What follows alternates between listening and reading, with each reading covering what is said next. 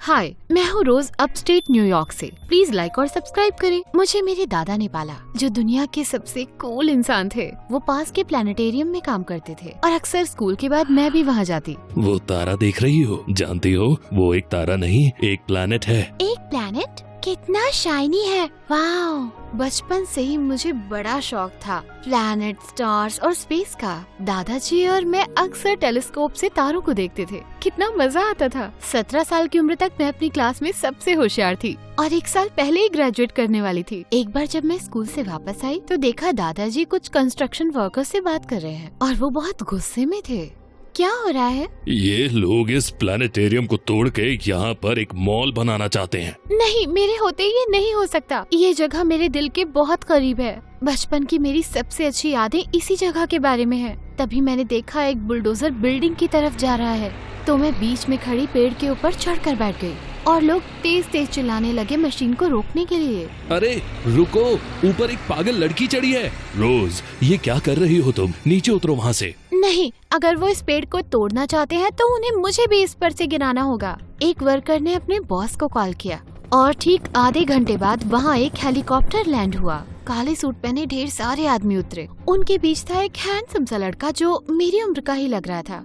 ए लड़की, तुम्हारी प्रॉब्लम क्या है? मेरा नाम रोज है और प्रॉब्लम ये है कि तुम्हें अपने आदमियों को बोलना होगा कि वो पीछे हटे। ये हमारी प्रॉपर्टी है। इस जगह को मैंने खरीदा है तो ये मेरी प्रॉपर्टी है। तो तुम इसे तोड़ दोगे क्योंकि ये तुम्हारा है? ऐसा नहीं होने दूंगी मैं। तुम्हें कोई आइडिया भी है कि मैं कौन हूँ? तुम्हें लगता है मैं परवाह करती हूँ? उस लड़के ने मुझे देखा और मुस्कुराया। तुम जिद नहीं छोड़ोगी ना? नहीं। ठीक है, कल मेरे ऑफिस आ जाओ और हम थोड़ी बातें करेंगे। मैं सोचूंगी इस बारे में। ये कहकर वो चला गया और उसके वर्कर्स भी। बड़ी जल्दी हो गया। बाद में रात को दादाजी ने बताया कि उसका नाम था हेनरी हैम्पटन और उसके पेरेंट्स आधे शहर के मालिक थे। मैं नहीं डरती उससे, भले ही वो यूनाइटेड स्टेट का प्रेसिडेंट ही क्यों ना हो। और अगली सुबह जब मैं उसके ऑफिस पहुंची तो मैं पूरी तरह से तैयार थी उससे ये बताने के लिए, पर जगह इतनी बड़ी थी कि मुझे समझ ही नहीं आ रहा था कौन सा दरवाजा खोलूं। इस चक्कर में गलत रूम में घुस गई और देखा मेरी उम्र का एक लड़का पियानो बजा रहा था, पर थोड़ा बेसुरा लग रहा था। कोशिश करो एस माइनर में बजाने की, ज्यादा अच्छा लगेगा। Excuse me? बीच में टोकने के लिए माफी मांगना चाहती थी, पर तभी एक सिक्योरिटी गार्ड आया और मुझे दूसरे ऑफिस ले गया जहाँ पर हेनरी मेरा इंतजार कर रहा था और उसे देखकर मैं थोड़ा डर गई थी। हमारी कल की मीटिंग के बाद मैं मॉल का प्रोजेक्ट बंद करने की सोच रहा हूँ, पर मेरी एक शर्त है, तुम्हें बनना पड़ेगा मेरी असिस्टेंट। क्या? क्यों? सुंदर असिस्टेंट्स तो काफी रह चुकी हैं, पर अब मुझे एक अकल वाली चाहिए। क्या ये मुझे बदसूरत कह रहा था? पर मैं तो स्पेस की पढ़ाई करती हूँ, यहाँ पर मैं क्या करूँगी? शुरू करते हैं, तुम्हें $4000 एक दिन का देकर और बाकी मुझ पे छोड़ दो। ओके, ये तो काफी पैसा था। हेनरी जवाब के इंतजार में मुझे देखता रहा। मन तो कर रहा था इनकार करने का, पर और कोई चॉइस कहाँ थी? या तो ये करूँ या प्लानिटेरियम को खोदूं, और वो तो मैं कभी नहीं होने दूंगी। ठीक है। अगले पूरे हफ्ते मुझे अपने इस फैसले पर बहुत पछतावा हुआ। हेनरी मतलबी, बदतमीज और बिगड़ा हुआ लड़का था। वो मेरी क्लासेस मिस करवाता और बहुत ही अजीब टाइम पर काम पर बुलाता। अगर मना करो तो प्रिंटर के सारे खाली कागजों पर नंबर लिखने को कहता। क्या बकवास थी। और जैसे ये काफी ना हो तो मुझे स्कूल में कहा गया मैं सारे नए स्टूडेंट्स की मदद करूं, और उनमें से एक ने तुरंत मेरा ध्यान खींचा, पियानो वाला लड़का। उस दिन जब वो क्लास में आया तो क्लास की सारी लड़कियां उसे प्यार से घूरने लगी। मैं रोज हूँ। नोआ, तुम मेरे भाई के लिए काम करती हो है ना? तुम जूनियर हैम्पटन हो? डिंग डिंग। और तुम वो बहादुर लड़की हो जिसके बारे में बहुत सुना है। मिलकर अच्छा लगा। नोआ हेनरी से बिल्कुल अलग था। वो काइंड था, फ्रेंडली था और हम रोज एक दूसरे के साथ समय बिताने लगे। दिन भर मैं उसे हेनरी की शिकायत करती और वो इससे डिसएग्री नहीं करता। उसने कहा वो दोनों सौतेले भाई हैं और उनकी बनती नहीं। वो जलता है क्योंकि मैं ज्यादा अच्छा दिखता हूँ। एक रात जब नोआ पियानो पर मेरे लिए गाना बजा रहा था, हेनरी वहाँ पर आया एकदम गुस्से में। तुम्हारी वजह से मैंने एक डील मिस कर दी क्योंकि तुमने पेपर मिक्स अप कर दिए। मुझे लगा था मैंने एक जीनियस को रखा है, पर मैं गलत था। वो मुझ पर चिल्लाता रहा और मैं हैरानी से उसे देख रही थी। 1 मिनट, मैं नहीं आई थी तुम्हारे पास ये नौकरी मांगने के लिए। तुम्हारे आगे पीछे नाच कर मैं थक चुकी हूँ और तुम बहुत ही बदतमीज हो। अगर मुझे निकालना चाहते हो तो मैं चली जाऊंगी, पर तुम्हारी बदतमीजी में और नहीं सहूंगी। हेनरी गुस्से में पागल लग रहा था, पर इससे पहले वो कुछ बोलता नोआ बीच में आ गया। आराम से हेनबेन, हम पक्का कोई सोल्यूशन निकाल सकते हैं। तुम अपने काम से काम रखो। समझ गए? ये कहकर वो रूम से चला गया और नोआ मेरी तरफ मुड़ा। मुझे सपोर्ट करने के लिए थैंक्स। मैं उसे तुम्हें बुली नहीं करने दूंगा जैसे मुझे करता है। कितना घटिया आदमी है। और फिर नोआ मेरे करीब आया और मेरे पेट में गुदगुदी होने लगी। कभी मेरे साथ डिनर पर चलोगी? एक डेट पर? हाँ, कल रात को 8 बजे कैसा रहेगा? परफेक्ट रहेगा। चाहती थी कि मेरी लाइफ की पहली डेट अमेजिंग हो। मैंने क्यूट सी ड्रेस खरीदी और थोड़ा मेकअप भी किया, पर निकलने से 1 घंटे पहले ही हेनरी का मैसेज आया और उसने कहा उसकी ड्राई क्लीनिंग ले आऊं। बाद में ले आऊं? बाद में तुम्हें इसे कोरिया लेकर आना पड़ेगा, तो बेहतर होगा अभी ले आओ। इसने मुझ पर कोई ट्रैकर लगाया था क्या, जो मेरे दुखी होने पर बज पड़ता था? मैंने नोआ को टेक्स्ट किया कि मुझे देर हो जाएगी और शॉप पर गई, पर लौटते वक्त तेज बारिश होने लगी और मैं पूरी तरह से भीग गई। मैं घर के अंदर घुसी तो देखा हेनरी मुझे गुस्से से देख रहा था। तुम्हारी वजह से मैंने मीटिंग मिस कर दी। तुम्हारी वजह से मैंने डेट मिस कर दी। उसने अपनी जैकेट मुझ पर डाली और मैं पागलों की तरह चीखती रही और अपनी एक सर्वेंट से कहा कि मुझे गेस्ट रूम में ले जाए। जब नीचे आई तो देखा वो आग के पास हॉट चॉकलेट लिए खड़ा था। पियो इसे, अच्छा लगेगा। तुमने बनाया ये? आसपास और कोई दिख रहा है क्या? अचानक मेरे साथ ये अच्छा बर्ताव क्यों कर रहा था और इससे मुझे अच्छा क्यों लगने लगा था? तो तुम्हारा बॉयफ्रेंड कौन है? वो मेरा कोई बॉयफ्रेंड है नहीं। और तुम्हें क्यों जानना है? बस सोच रहा था। मत सोचो, क्योंकि तुम्हारी वजह से मैं कभी किसी से मिल ही नहीं पाऊंगी। हेनरी हंस पड़ा और एक इंसान जैसा लग रहा था, एक बहुत ही हैंडसम इंसान। ऐसा क्यों कह रही हो? मैं मिलने ही जा रही थी। नो, ओह माय गॉड, नोआ, मैं तो उसे बताना ही भूल गई कि मैं नहीं आ पाऊंगी। मैंने अपना फोन निकाला पर वो बंद हो गया था, तो मैंने हेनरी का फोन लिया और तुरंत नोआ को कॉल करने लगी, पर वो पहले ही मेरे पीछे खड़ा था, एकदम गुस्सैल सांड की तरह। वाह वाह, देखो तो। नोआ, आई एम सो सॉरी, मैं बिल्कुल भूल। रहने दो रोज, पहली बार नहीं है जब हेनरी ने मेरी लड़की पर लाइन मारी है।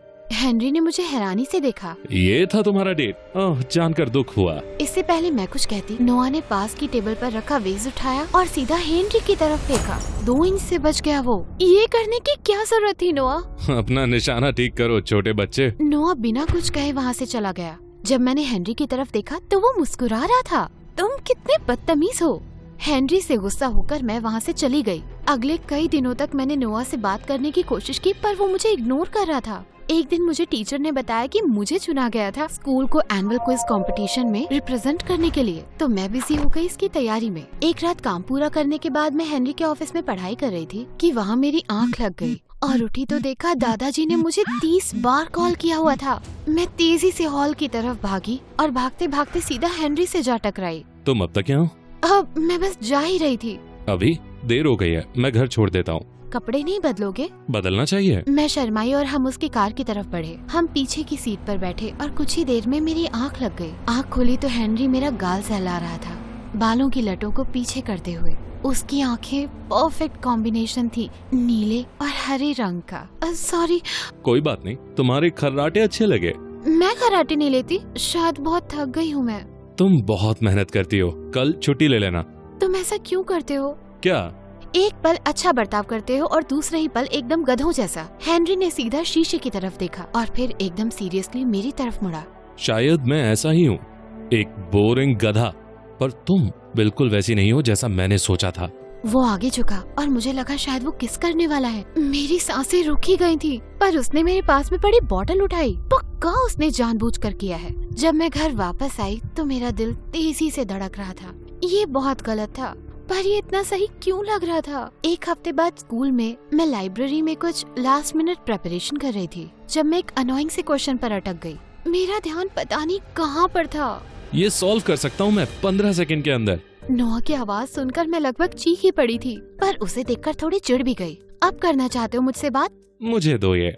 उसने नोटबुक मेरे हाथ से ली और कुछ लिखने लगा और सही जवाब भी ढूंढ लिया।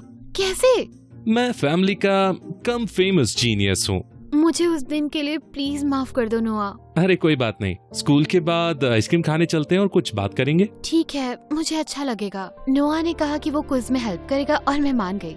हम देर रात तक पढ़ाई करते और मैं जानती थी वो छुप छुप कर मुझे देखता था। आखिरकार जब क्विज का दिन आया तो मैं पूरी तरह से तैयार थी ट्रॉफी घर लाने के लिए, और मैं ले आई, और साथ ही एक बड़ा सा कैश प्राइज जो मेरे कॉलेज की फीस भर देगा। मेरी मदद करने के लिए थैंक्स। तुम्हारे बिना नहीं कर सकती थी मैं ये। तुम्हारे लिए कुछ भी करूँगा मैं रोज। मैं तुम्हें पसंद करता हूँ और मुझे लगता है हमें खुद को एक मौका और देना चाहिए। उसने मेरी तरफ इतने प्यार से देखा, पर मैं नहीं कर सकती थी। मैं भी तुम्हें पसंद करती हूँ नोआ, पर उस तरह नहीं जैसे तुम चाहते हो। हमारे बीच कभी बन नहीं पाएगी।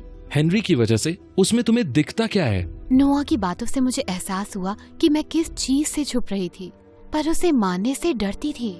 नहीं, वो नहीं है। मुझे अपने फ्यूचर के लिए मेहनत करनी है और मैं अपना ध्यान नहीं भटका सकती। नोआ का दिल टूट गया था, वो वहाँ से चला गया। उस दिन के बाद मुझे एहसास हुआ कि चीजें बहुत ज्यादा उलझती जा रही थी। मैंने तय किया कि इस बारे में हेनरी से बात करूंगी, लेकिन जब मैं उससे मिलने गई तो उसने मुझे एक खबर सुनाई। मैं कोरिया जा रहा हूँ और तुम मेरे साथ आओ। क्या? नहीं, सुनो हेनरी, मुझे तुमसे कुछ कहना है। बस जाने से पहले ये आखिरी काम समझो। जैसे ही वापस आओगी तुम्हें जाने दूंगा। वो हमेशा मुझे परेशान ही करता था और मुझे खुश होना चाहिए कि फाइनली ये खत्म हो रहा था, पर मैं नहीं थी, बल्कि इससे मुझे दुख हो रहा था। अगली सुबह हम हेनरी के प्राइवेट जेट में बैठकर चले गए और वो मुझे शहर के एक घर में लाया। वहाँ देखा कि एक बूढ़ी सी औरत बेड पर बैठी है और हेनरी को देखकर वो खुश हो गई। हेनरी उनका हाथ पकड़कर उनके साथ बैठा और मैं दूर से उनको देखती रही। वो इतना प्यारा लग रहा था और ये देखकर मुझे उससे प्यार होने लगा था। बाद में मैंने उससे पूछा कि वो कौन थी। मेरी दादी। बचपन में ही मैंने अपने डैड को खो दिया और वो ही मेरी सब कुछ है। पर तुम्हारे स्टेप डैड और नोआ का क्या? वो मेरी मॉम की फैमिली है, मेरी नहीं। वो बहुत कमजोर सा लग रहा था और पता नहीं क्यों मेरा मन किया मैं उसे गले लगा लूं। मैं समझती हूँ, मेरा परिवार भी सिर्फ मेरे दादाजी है। लगता है हम काफी तरह से एक जैसे हैं। उसने अपना हाथ मेरे हाथों पे रखा और मुझे उससे करीबी महसूस हुई। मुझे प्यार हो गया था। जानती थी मैं, उस रात जब हम वापस आए तो मन कर रहा था हेनरी से अपने दिल की बात कह दूं, पर जब हम लोग घर पहुँचे तो मैंने देखा नोआ, मिस्टर हैम्पटन और घर में ढेर सारे मेहमान थे। सब लोग मिलिए रोज से आज रात की सेलिब्रेशन का कारण। क्या मतलब? जब तुम प्यार करने में बिजी थे मैंने डील साइन कर दी और हम जल्द ही तुम्हारा प्यारा प्लानिटेरियम तोड़ने वाले हैं। पर ये फेयर नहीं है। क्या करें, लाइफ ही फेयर नहीं होती। जैसे ये फेयर नहीं था जब वो आ गया और उसने वो सब ले लिया जो मेरा था। मुझे लगा नहीं था कि तुम इतना भी नीचे गिर सकते हो। मेरा दिमाग बुरी तरह से घूम रहा था और अचानक मैंने नोआ को खींच के तमाचा मारा।